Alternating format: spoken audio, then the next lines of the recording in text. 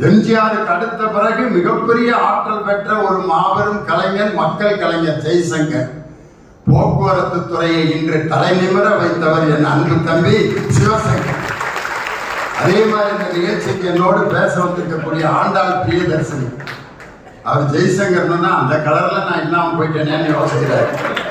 என்னுடைய அருமை சகோதரி ஆண்டாள் பிரியதர்சினி அவங்க ஒரு விவாதத்துல கலந்துக்கிறப்ப ஒரு வயசானவர், வலதுசாரி சிந்தனையாளர் அப்படின்னு ஒரு வயசானவர் கலந்துக்கிட்டார்.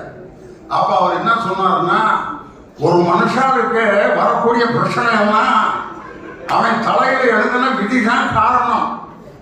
ஒரு மனுஷனுக்கு வரக்கூடிய பிரச்சனைகளுக்கு காரணம் அவன் தலையில ஆண்டவன் எழுதிட்டார் அப்படின்னாரு.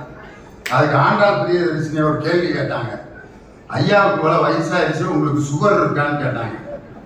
இருக்கு, அதை பத்தி உங்களுக்கு என்ன? எனக்கு இருக்கு, இல்ல, அது இருக்கா இல்லையா அதை மட்டும் சொல்லுங்க. இருக்கு.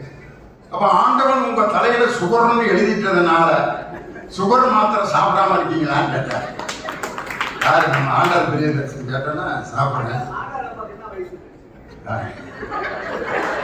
பெண்கள் அதெல்லாம் கேட்கக்கூடாது.